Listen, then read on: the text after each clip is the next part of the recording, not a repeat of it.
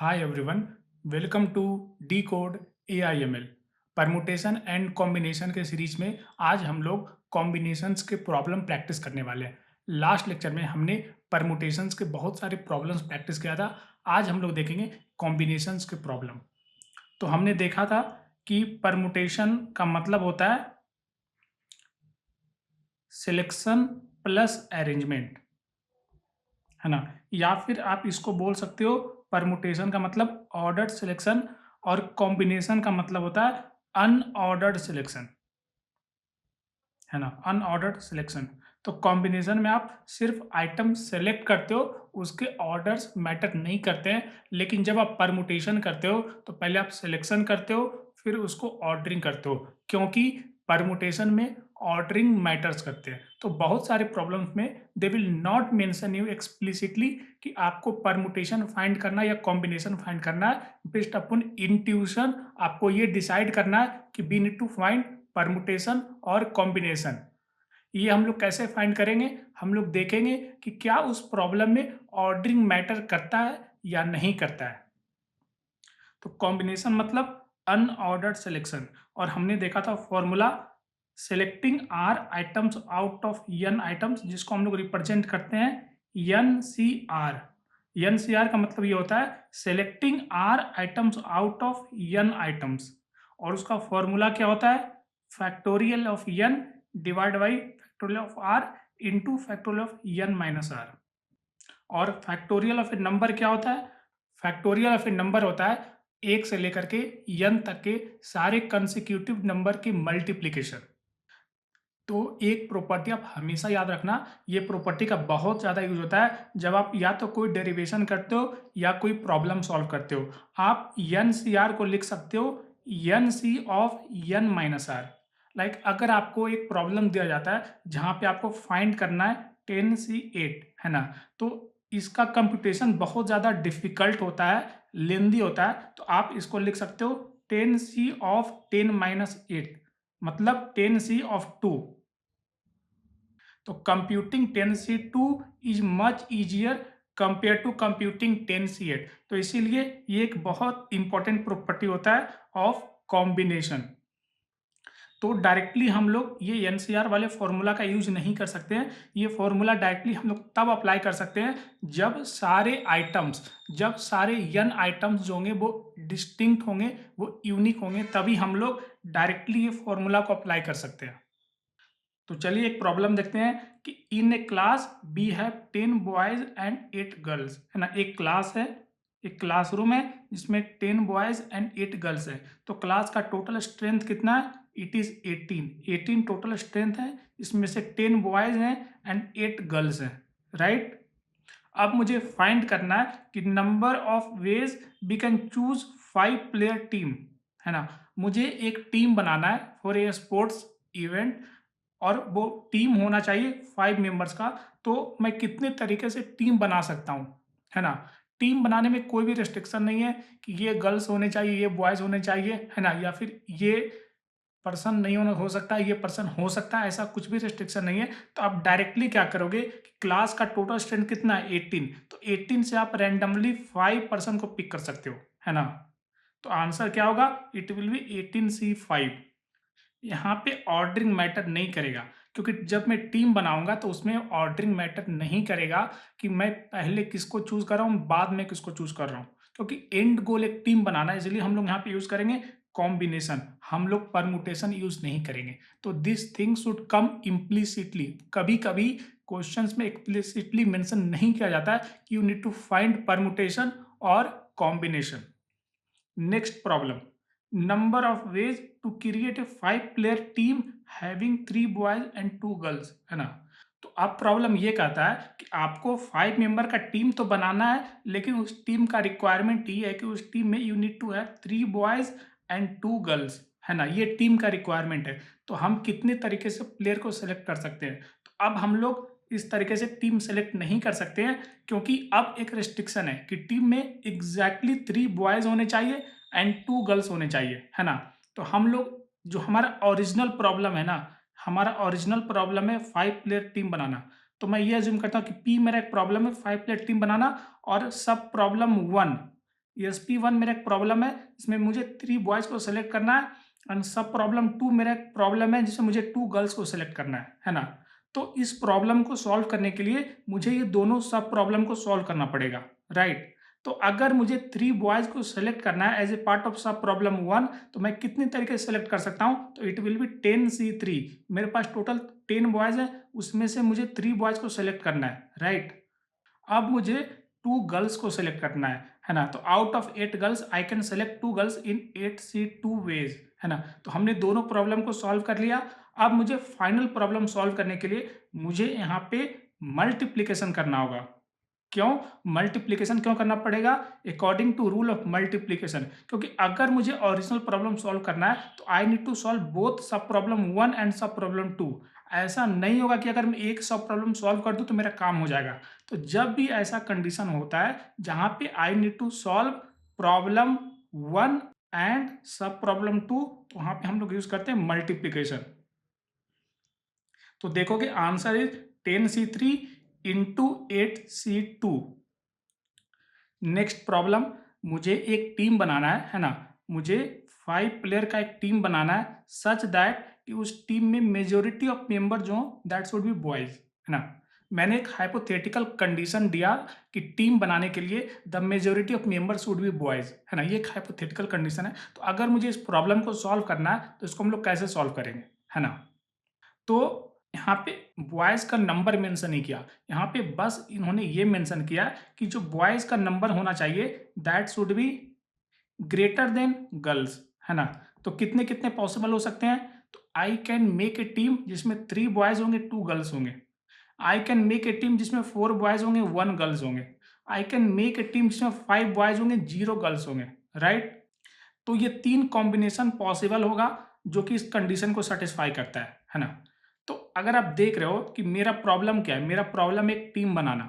तो एक तरीका ये है टीम बनाने का, दूसरा तरीका ये टीम बनाने का, तीसरा तरीका ये टीम बनाने का, ठीक है? तो देखते हैं हर एक टीम हम लोग कितने तरीके से बना सकते हैं। तो अगर मैं एक टीम बनाना चाहता हूँ उसमें 3 बॉयज़ एंड 2 गर्ल्स होंगे, तो I can create in 10C3। 10C3 मतलब I can select 3 boys in 10C3 ways and I can select 2 girls in 8C2 ways।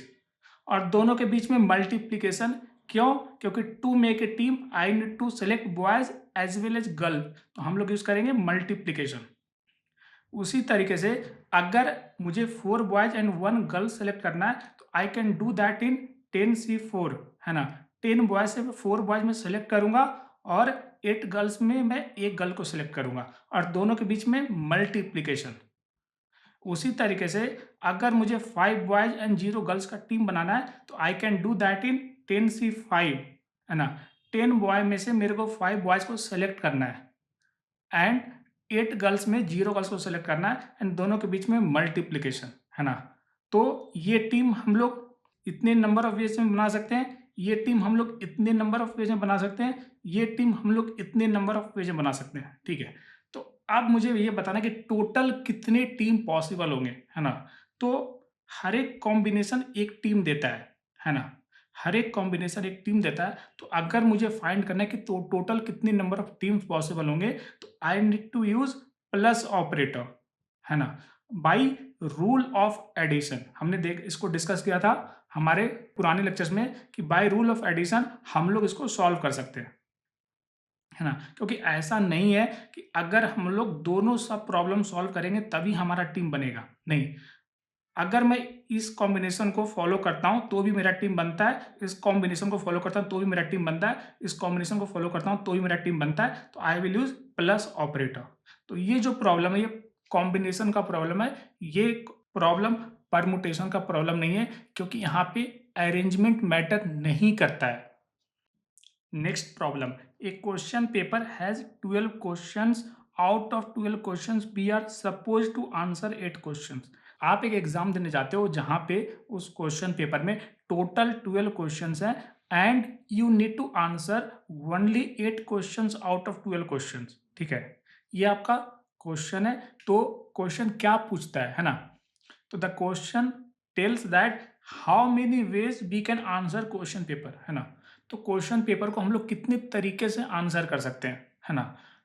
तो I need to answer 8 questions out of 12 questions, तो in how many ways I can attempt the question, है ना। Actually में question यही पूछना चाहता है कि इन how many ways I can attempt the paper, मैं कौन कौन से क्वेश्चन सॉल्व करूंगा, तो total number of veg I can solve the question, है ना। तो ये जो क्वेश्चन है यहाँ पे एक्सप्लिसिटली मेंशन नहीं किया कि ये परमुटेशन का प्रॉब्लम है या कॉम्बिनेशन का प्रॉब्लम है। तो ये जो प्रॉब्लम है, ये प्रॉब्लम कॉम्बिनेशन का प्रॉब्लम है ना। कॉम्बिनेशन का प्रॉब्लम क्यों है? क्योंकि ये क्वेश्चन ये बोलता है कि how many ways we can answer question paper, है ना। अगर मैं पहले 1 सॉल्व करता हूँ फिर क्वेश्चन नंबर 2 सॉल्व करता हूँ, दूसरे अप्रोच में क्वेश्चन नंबर 2 पहले सॉल्व करता हूँ फिर क्वेश्चन नंबर 1 सॉल्व करता हूँ, तो ये ऑर्डरिंग मैटर नहीं करता है, ये ऑर्डरिंग मैटर नहीं करता है। इसलिए हम लोग को फाइंड करना है combination, number of veg I can solve the question, ordering matter नहीं करता है। तो आंसर विल बी 12C8, है ना। मतलब आउट ऑफ 12 क्वेश्चंस मैं रैंडमली 8 क्वेश्चन पिक करूंगा, और मैं कितने तरीके से 12 क्वेश्चन में से 8 क्वेश्चन पिक कर सकता हूं, तो इट इज 12C8, है ना। यहाँ पे कुछ भी रेस्ट्रिक्शन नहीं है, तो I can directly use this formula 12C8। Next question, next question में ये कहता है कि जो क्वेश्चन पेपर है ना, क्वेश्चन पेपर में 12 क्वेश्चन है, तो इस क्वेश्चन पेपर के 2 पार्ट्स हैं, पार्ट 1 एंड पार्ट 2, ठीक है। पार्ट 1 में 6 क्वेश्चन है, क्वेश्चन नंबर 1 to 6, पार्ट 2 में 6 क्वेश्चन है, क्वेश्चन नंबर 7 to 12।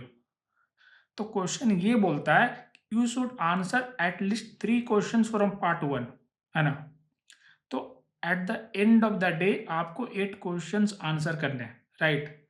लेकिन इस पार्ट में ये रेस्ट्रिक्शन ऐड कर दिया है कि आपको पार्ट 1 से you need to answer at least 3 questions. तो आप कितने तरीके से क्वेश्चन पेपर को अटेम्प्ट कर सकते हो। तो पहले हम लोग देखते हैं क्या क्या पॉसिबल वेज होगा जिससे मैं अटेम्प्ट ले सकता हूँ। तो मैं क्या करूँगा कि मैं पार्ट 1 से 3 क्वेश्चन सॉल्व करूँगा, तो बचे हुए 5 क्वेश्चंस मैं पार्ट 2 से सॉल्व करूंगा, है ना। दिस इज 3 क्वेश्चंस मैं सॉल्व करूंगा पार्ट 1 से, 5 क्वेश्चंस मैं सॉल्व करूंगा पार्ट 2 से। दूसरा तरीका होगा कि मैं 4 क्वेश्चन सॉल्व करूंगा पार्ट 1 से, तो बचे हुए 4 क्वेश्चंस मैं पार्ट 2 से सॉल्व करूंगा। तीसरा अप्रोच होगा, मैं 5 क्वेश्चंस पार्ट 1 से सॉल्व करूंगा, तो बचे हुए 3 क्वेश्चंस मैं पार्ट 2 से सॉल्व करूंगा। नेक्स्ट अप्रोच होगा, मैं पार्ट 1 से 6 क्वेश्चन सॉल्व करूंगा, तो बचे हुए 2 क्वेश्चंस मैं पार्ट 2 से सॉल्व करूंगा। इसके अलावा और कोई भी पॉसिबल कॉम्बिनेशन नहीं होगा, है ना। दीज आर द कॉम्बिनेशन जो कि पॉसिबल होगा based upon given input in the question, है ना। तो अब मुझे ये फाइंड करना है कि टोटल कितने तरीके से मैं इस क्वेश्चन पेपर को अटेम्प्ट ले सकता हूँ।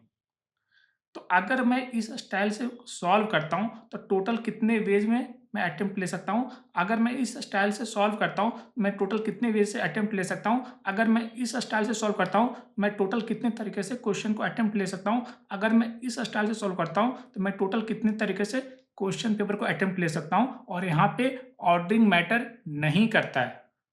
तो पहले देखते हैं कि मुझे 3 क्वेश्चन पार्ट 1 से सॉल्व करने हैं। तो पार्ट 1 में टोटल 6 क्वेश्चन है, तो अगर मुझे 6 में से 3 क्वेश्चन सेलेक्ट करना है तो I can do that in 6C3 ways, है ना। और बचे हुए 5 क्वेश्चंस मुझे पार्ट 2 से सॉल्व करने हैं, तो from 6 questions I need to select 5 questions, it will be 6C5। और यहाँ पे बाय रूल ऑफ मल्टीप्लिकेशन हम लोग यूज करेंगे मल्टीप्लिकेशन।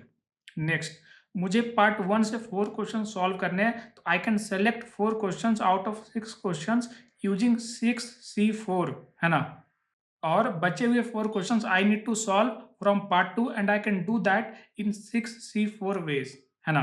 ठीक है, और दोनों के बीच में फिर से multiplication bye rule of multiplication. अब मुझे 6 क्वेश्चन सॉल्व करने पार्ट 1 से, तो I can do that in 6C5 veg.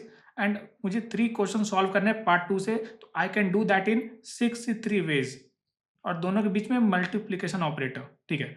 अब मुझे क्या करना है, मुझे 6 क्वेश्चन सॉल्व करने पार्ट 1 से, तो I can do that in 6C6 ways. And मुझे 2 क्वेश्चन सॉल्व करने हैं पार्ट 2 से, तो I can do that in 6C2 ways. और दोनों के बीच में मल्टीप्लिकेशन, ठीक है। और हर एक जो अप्रोच होगा ना प्रॉब्लम सॉल्व करने का, उसके बीच में हम लोग यूज करेंगे प्लस ऑपरेटर का बाय रूल ऑफ एडिशन, है ना। क्योंकि हर एक अप्रोच से हम लोग एक प्रॉब्लम सॉल्व कर सकते हैं, तो हर एक अप्रोच एक इंडिपेंडेंट अप्रोच है, तो हम लोग यूज़ करेंगे प्लस ऑपरेटर, है ना? तो इतने तरीके से हम लोग सॉल्व कर सकते हैं इस क्वेश्चन पेपर को।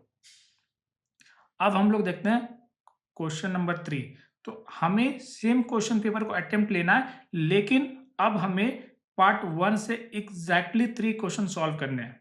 तो अगर मुझे पार्ट 1 से एग्जैक्टली 3 क्वेश्चन सॉल्व करने हैं एंड मुझे टोटल 8 क्वेश्चन सॉल्व करने हैं, तो मुझे पार्ट 2 से 5 क्वेश्चन सॉल्व करने हैं, राइट?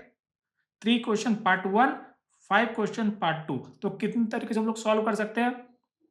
तो सबसे पहले हम लोग क्या करेंगे, पार्ट 1 से हम लोग 3 क्वेश्चन सेलेक्ट करेंगे इन 6C3 वेज, एंड पार्ट 2 से हम लोग 5 क्वेश्चन सेलेक्ट करेंगे यूजिंग 6C5 वेज, और दोनों के बीच में मल्टीप्लिकेशन ऑपरेटर यूज होगा फ्रॉम रूल ऑफ मल्टीप्लिकेशन। ठीक है, तो हमने इस तरीके से इस प्रॉब्लम को सॉल्व किया। अगर आपको rule of addition, rule of multiplication में डाउट हो रहा है, तो मैं आई बटन में उसका लिंक दे दूंगा, आप जा करके उसको रेफर कर सकते हो to gain a better understanding कि कब हमें रूल ऑफ एडिशन यूज करना है और कब हमें रूल ऑफ मल्टीप्लिकेशन यूज करना है। अब हम लोग देखते हैं एक बहुत ही common problem in permutation combination, that is handshake problem. ठीक है, तो इस प्रॉब्लम में मेंशन किया गया है कि वी हैव 10 कपल्स, इसमें 10 हस्बैंड एंड 10 वाइफ है ना? तो मेरे पास टोटल 10 कपल है, मतलब टोटल 20 पीपल है, इसमें से 10 हस्बैंड एंड 10 वाइफ है। ठीक है, तो अब हम लोग देखते हैं प्रॉब्लम क्या कहना चाह रहा है। तो how many veg they can shake hand in party, है ना? No restriction. तो टोटल कितने तरीके से सारे जो कपल हैं या सारे जो पर्सन है वो कितने तरीके से आपस में हैंडशेक कर सकते हैं, and there is no restriction in handshake. कोई भी किसी से हैंडशेक कर सकता है। तो मेरे पास टोटल 20 पीपल है, राइट? मेरे पास टोटल 20 पीपल है, and I can select 2 people using NCR, है ना? 20C2 से हम लोग 2 पीपल को सेलेक्ट करेंगे और उसमें हम लोग हैंडशेक कर सकते हैं। यहाँ पे हमने सिलेक्शन किया, हमने यहाँ पे अरेंजमेंट यूज नहीं किया, हम लोग यहाँ पे परमुटेशन यूज नहीं किया, क्योंकि इम्प्लिसिटली इट इज इम्प्लाइड कि अगर ए बी से हैंडशेक करता है, इट इज सेम एज कि बी ए से हैंडशेक करे, है ना? तो यहाँ पे ऑर्डरिंग मैटर नहीं करता है, therefore we will use combination here. Next problem, no handshake between original couple. तो हमारे पास टोटल 10 कपल है, तो हम लोग ये इंश्योर करना चाहते हैं कि जो हैंडशेक हो, उस हैंडशेक में there should be no handshake between original couple.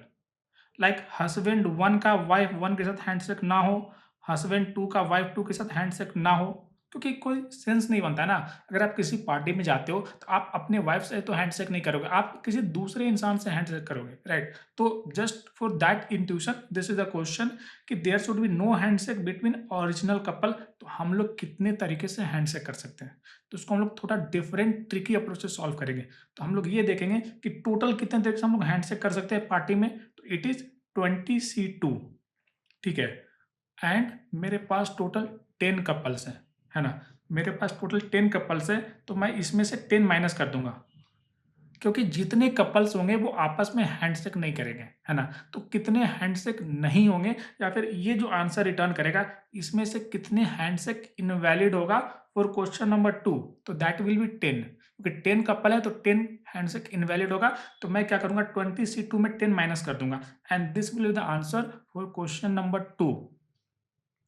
Next question, no handshake between H1 and W5, है ना? तो हस्बैंड 1 एंड वाइफ 5 के बीच में हैंडशेक नहीं होना चाहिए, maybe there is some enmity between them, है ना? तो क्वेश्चन ये कहता है कि there should be no handshake between H1 and W5। तो कितने तरीके से हैंडशेक पॉसिबल होगा, है ना? तो टोटल कितने तरीके से हैंडशेक हम लोग कर सकते हैं, दैट इज 20C2, एंड इसमें से एक हैंडशेक इनवैलिड होगा, तो I can do -1 from 20C2, and this will be my answer. Next question, H1 should not be involve in any handshake, है ना? तो H1 जो है उसकी वाइफ W1 में भी she might be very much positive, तो उसने बोला कि तुम्हें किसी से हैंडशेक नहीं करना है, ठीक है? लाइक जस्ट फॉर फन मैं ऐसा बोल रहा हूँ। तो कितने तरीके से हैंडशेक कर सकते हैं हम लोग, है ना?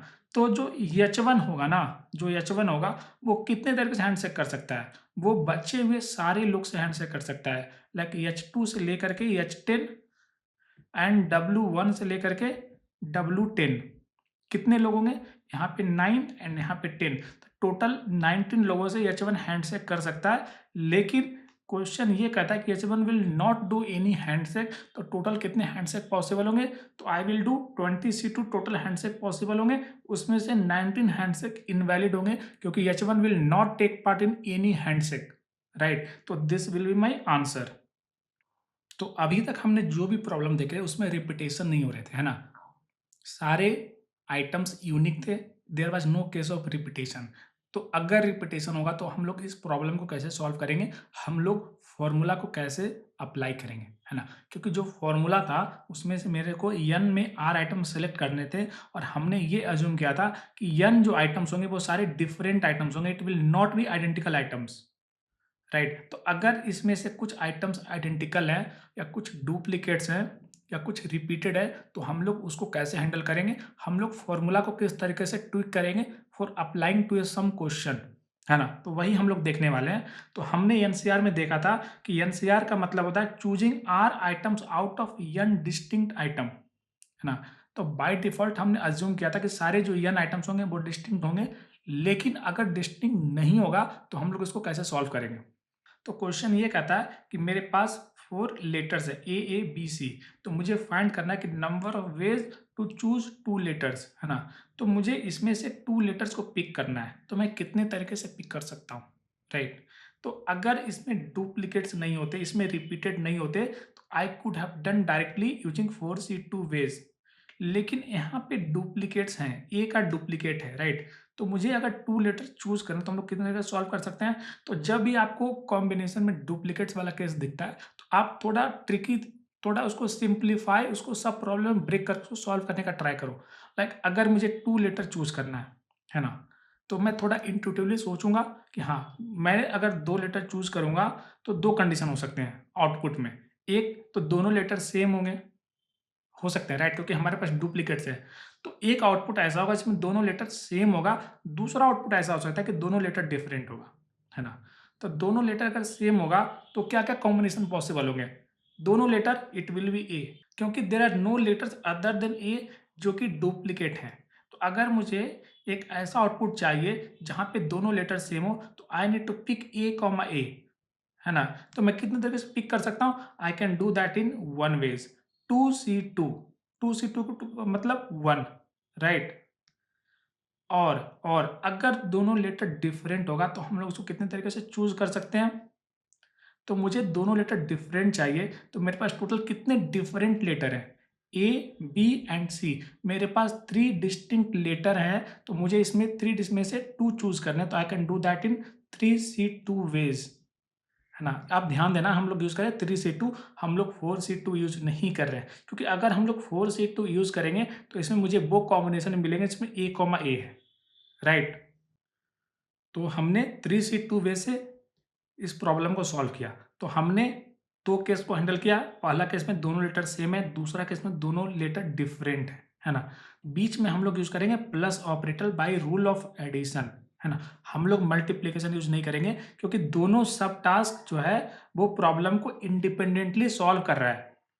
इट्स नॉट लाइक अगर हम लोग दोनों प्रॉब्लम सॉल्व करेंगे, दोनों सब प्रॉब्लम सॉल्व करेंगे तभी हमारा ओरिजिनल प्रॉब्लम सॉल्व होगा, नहीं। मुझे करना क्या है, मुझे 2 लेटर चूज करने हैं, तो अगर हम लोग इसको सॉल्व करेंगे तो भी हमारा टास्क कंप्लीट होता है, अगर हम लोग इसको सॉल्व करेंगे तब भी हमारा टास्क कंप्लीट होता है। तो हम लोग यूज करेंगे प्लस ऑपरेटर। अगर हम लोग डायरेक्टली 4C2 यूज करते तो उसमें कुछ प्रॉब्लम हो सकते थे, है ना। उस प्रॉब्लम में क्या हो सकता था कि पहले तो मैं ए बी मैंने इसको चूज किया, राइट। उसके बाद मैंने ये वाला ए और ये वाला बी चूज किया, तो देखो कि मेरे पास डुप्लीकेट काउंट हो रहे हैं। इवन दो हमने डिफरेंट इंडेक्स वाले ए को चूज किया, बट स्टिल वैल्यू तो सेम ही है ना। आउटपुट में ये डिफरेंशिएट नहीं हो पाएगा कि दोनों ए अलग अलग इंडेक्स वाले हैं, राइट। तो ये डुप्लीकेट केस कंसिडर करेगा, इसलिए हम लोग डायरेक्टली फॉर्मूला का यूज नहीं कर सकते हैं, ठीक है। तो हमेशा परमुटेशन, कॉम्बिनेशन या फिर कॉम्बिनेट्रिक्स में हमेशा फॉर्मूला यूज करने से पहले आप बहुत अच्छे से सोचो समझो, तब आप फॉर्मूला को यूज करो। Next problem, the code EIML। तो मुझे इसमें फाइंड करना है how many ways we can choose 2 letters, है ना। मुझे 2 लेटर्स चूज करने हैं, मैं कितने तरीके से चूज कर सकता हूँ। तो पहले अगर मैं ये वर्ड देखो, इसमें लेटर्स को देखूँ तो मेरे पास डुप्लीकेट्स हैं, तो I can't directly use the formula. Duplicates कैसे हैं? टी का फ्रीक्वेंसी 2, ई का फ्रीक्वेंसी 2, इसके अलावा बाकी सारे लेटर्स का फ्रीक्वेंसी 1 है। सारे लेटर का फ्रीक्वेंसी 1 है, डी एंड ई का फ्रीक्वेंसी 2 है। तो हम लोग इस प्रॉब्लम को कैसे सॉल्व कर सकते हैं? हम लोग इसको थोड़ा सिंप्लीफाई करेंगे, है ना? तो हमें जो आउटपुट मिलेगा, हमें जो 2 आउटपुट लेटर्स मिलेंगे वो 2 तरह से हो सकते हैं। पहला, दोनों लेटर सेम होगा। दूसरा, दोनों लेटर डिफरेंट होगा। तो जब दोनों लेटर सेम होगा तो इसमें भी मेरे पास 2 टाइप्स ऑफ सॉल्यूशन हो सकते हैं। एक, दोनों लेटर डी डी होगा क्योंकि डी का फ्रीक्वेंसी 2 है। दूसरा, दोनों लेटर ई ई होगा, है ना? क्योंकि ई का भी फ्रीक्वेंसी 2 है ना? तो इस प्रॉब्लम को, है ना, इस टास्क को सॉल्व करने के लिए भी मेरे पास 2 ऑप्शंस हैं, है ना? तो हम लोग देखेंगे कि डी डी को हम लोग कितने तरीके से सिलेक्ट कर सकते हैं। We can do that in one way, क्योंकि डी का फ्रीक्वेंसी 2 है तो मैं डायरेक्टली डी के दोनों लेटर्स को मैं पिक कर लूंगा। ई का फ्रीक्वेंसी कितना है? 2 है और इट इज अकरिंग 1 टाइम, तो डायरेक्टली हम लोग उसको पिक कर लेंगे। तो टोटल मेरे पास 2 तरीके से हम लोग इस आउटपुट को हम लोग फाइंड कर सकते हैं, जहां पे दोनों लेटर्स के वैल्यू सेम होंगे। आई can select that in 2 different ways, ठीक है। नेक्स्ट, ऑल आर डिफरेंट, सारे लेटर डिफरेंट होंगे तो हम लोग कितने तरीके से कर सकते हैं? तो हम लोग फाइंड करेंगे टोटल कितने डिस्टिंक्ट लेटर्स हैं मेरे पास। तो आई हैव 1 2 3 4 5 6 7 8। तो out of 10 letters I have 8 distinct letters, है ना? तो मुझे 8 डिस्टिंक्ट लेटर में 2 लेटर्स चूज करना है। I can do that in 8C2 ways, and बीच में हम लोग यूज करेंगे plus by rule of addition. तो हमने कुछ प्रॉब्लम सॉल्व किए कॉम्बिनेशन के। लास्ट लेक्चर में हमने कुछ प्रॉब्लम सॉल्व किए परमुटेशन के। अब हम लोग देखते हैं एक एग्जांपल के हेल्प से relationship between permutation and combination. Even though हमने देखा था कि क्या रिलेशन होता है between N P R and N C R. हमने देखा था कि N P R is equal to N C R into factorial R, है ना? कैसे हम लोग देखते हैं। तो हमने देखा था कि परमुटेशन में 2 चीजें होती है। परमुटेशन में पहले सिलेक्शन होता है और उसके बाद अरेंजमेंट होता है ना? अरेंजमेंट होता है। तो अगर मुझे n में से r आइटम सेलेक्ट करने हैं तो I can do that in N P R ways, है ना? ये फॉर्मूला होता है परमुटेशन का। एन पी आर तरीके से हम लोग परम्यूट कर सकते हैं। तो परम्यूट करने से पहले हम लोग सिलेक्शन करेंगे। तो हम लोग कितने तरीके से सिलेक्शन कर सकते हैं? I can do that in N C R ways, है ना? एन सी आर तरीके हम सिलेक्ट कर सकते हैं। एंड अभी तक मेरा टास्क कंप्लीट नहीं हुआ, है ना? अगर मुझे परमुटेशन करना है तो अभी तक मेरा टास्क कंप्लीट नहीं हुआ। मुझे परमुटेशन करने के लिए मुझे सब टास्क 1 कंप्लीट करना पड़ेगा सिलेक्शन, और उसके बाद मुझे सब टास्क 2 कंप्लीट करना पड़ेगा जो कि अरेंजमेंट है। तो हम लोग यूज करेंगे मल्टीप्लिकेशन ऑपरेटर, है ना? तो हम लोग यूज करेंगे मल्टीप्लिकेशन ऑपरेटर। अब मुझे अरेंजमेंट करना है तो मैंने n में से r आइटम सेलेक्ट किया।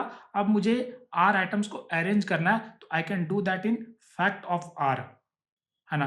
फैक्टोरियल ऑफ r तरीके से मैं इसको अरेंज कर सकता हूं। तो मुझे क्या रिलेशन मिला? मुझे रिलेशन मिला N P R is equal to N C R into factorial r। तो चलिए हम लोग इसको समझते हैं विथ एन एग्जाम्पल। तो मेरे पास एक कंप्यूटर वर्ड है ना? कंप्यूटर वर्ड में अगर आप देखोगे इसमें सारे लेटर्स यूनिक हैं, there are no duplicate letters. Fine. अब मुझे ये बताना है कि how many 3 letter words can be formed, है ना? तो in how many different ways I can form a 3 different letter words, है ना?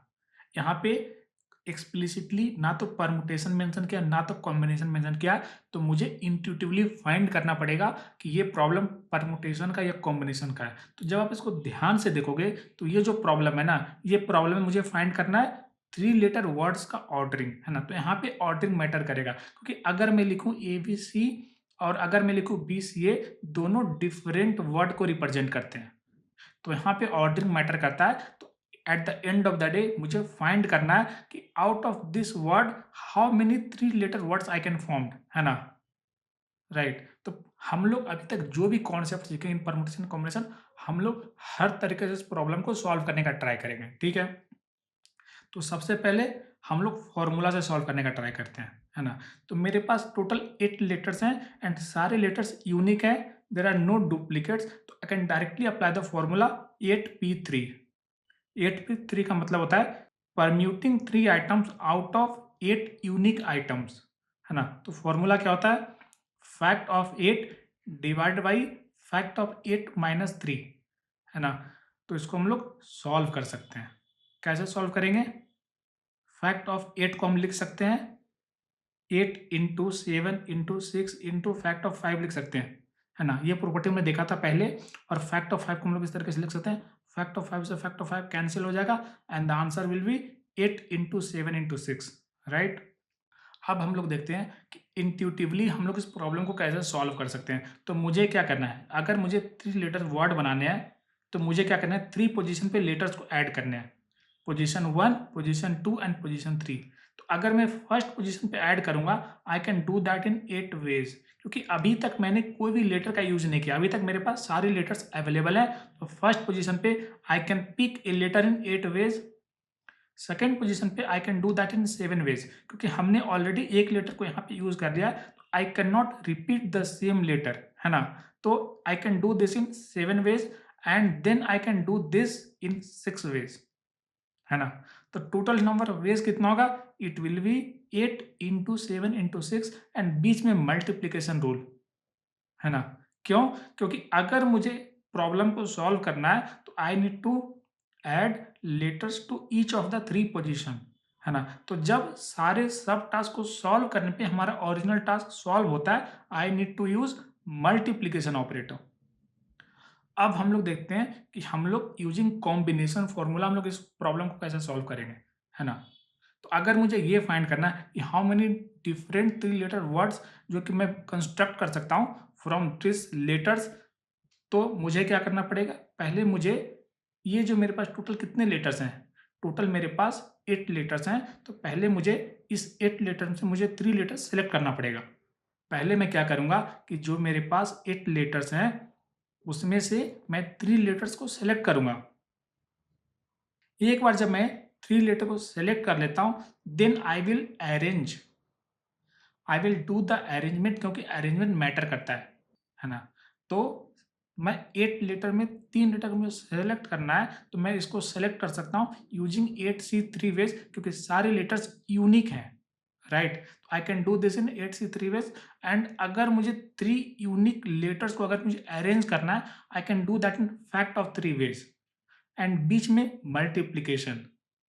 तो इस तरीके से हम लोग इस प्रॉब्लम को सॉल्व कर सकते हैं। तो हमने देखा 3 टेक्निक्स जिसके हेल्प से हमने एक सिंपल परमुटेशन के प्रॉब्लम को सॉल्व किया।